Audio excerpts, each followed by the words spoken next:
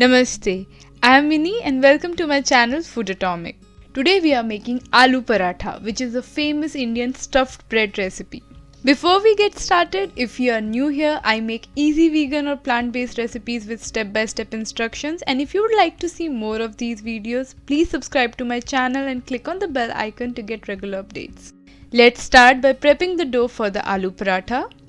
To a bowl, add 300 grams of whole wheat flour, half teaspoon of carom seeds, 1 teaspoon of salt, and mix all the dry ingredients together. Carom seeds bring out great flavor in aloo paratha, but they are optional. Add 2 tablespoons of oil and mix everything again.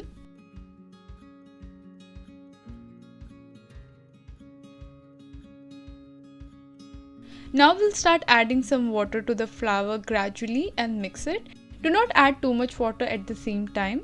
And we are going to add the water till the dough becomes moist and reaches a perfect consistency.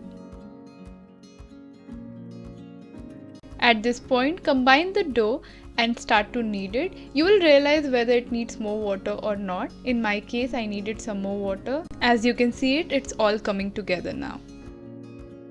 Knead it on a flatter surface, and we are going to knead it for a good amount of like 10 to 15 minutes till it gets really soft. The consistency of the dough is the key for any recipe, and in this case as well it holds true.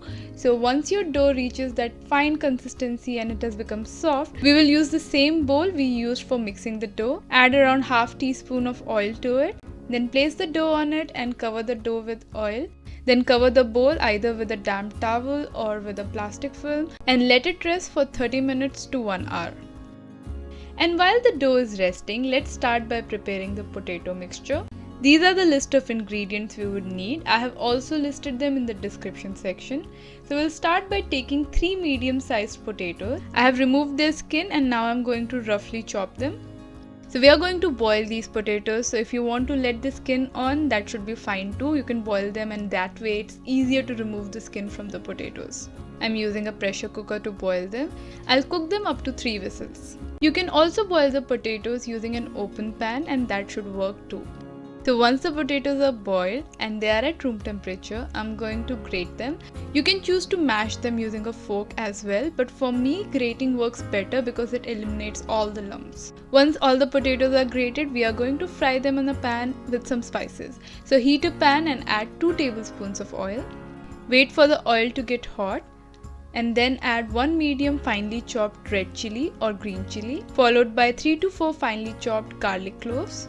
Let them cook for 2 minutes over medium or high heat.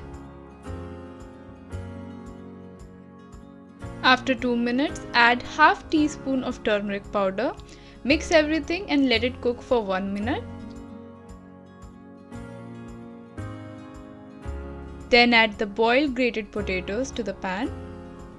I'm going to just spread it out evenly before adding the spices. So I'm adding 1/3 tablespoon of salt, 1 teaspoon of red chili powder, half tablespoon of garam masala powder, and half tablespoon of mango powder.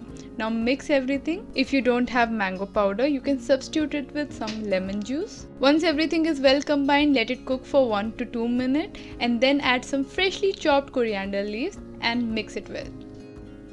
Switch off the heat and let it cool down. Let the potato mix reach room temperature before you start making the parathas. After 30 minutes to 1 hour, take out the dough, knead it a little to make sure that since we coated it with oil on top surface, it's mixed throughout. Then take a chunk of dough and roll it in between your palms until it's smooth. Then flatten it out just like this on a flatter surface. Add some dry wheat flour to it. Just add a little bit of flour in the beginning. And now we are going to roll it a little. Make a little chapati shape, just like this. Now take some potato mix, obviously not more than the dough, and roll it in between your hands. Then place it on the dough, flatten it out. Now take it in your hand and start to roll it. Wrap it like this, making folds around it and closing it from the top, trying to give it a round shape at the same time, pushing the potato mix inside and taking out the excess dough. We need to make sure that the potato mix is completely tucked inside and it's not open from anywhere. And now we are going to add some more dry flour and roll it out. Try to roll it as even as possible throughout the surface. Don't worry too much about the shape as long as you roll it evenly. See, mine is not a perfect circle either, so the shape should be fine. So we are done with the first one. Do the same with the rest of the parathas too. Now it's time to cook it. Heat a pan and add 1 teaspoon of oil. Now brush it evenly across the pan. Wait for the pan to get really hot and then add the paratha on it. We are going to cook the paratha on high heat, but if you are making this for the first time, you can try it on medium heat as well. Let it cook for 2 to 3 minutes over one side, and now we are going to flip it.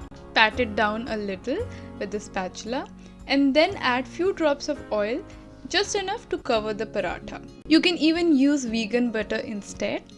Let it cook for 2 minutes on this side too, and then flip the paratha. Add some oil and apply it evenly across the paratha. Just look at this. Doesn't this look amazing? We'll just flip it one more time to see whether it's cooked from the other side. And that's it guys. Aloo paratha is ready. Look at that. It's cooked from both the sides perfectly. You can serve it just like this. It's a perfect dish on its own. But it also goes great with some vegan butter or green chutney or some ketchup. My favorite combination is the Indian pickle. If you have Indian pickle at home, definitely try aloo paratha with it.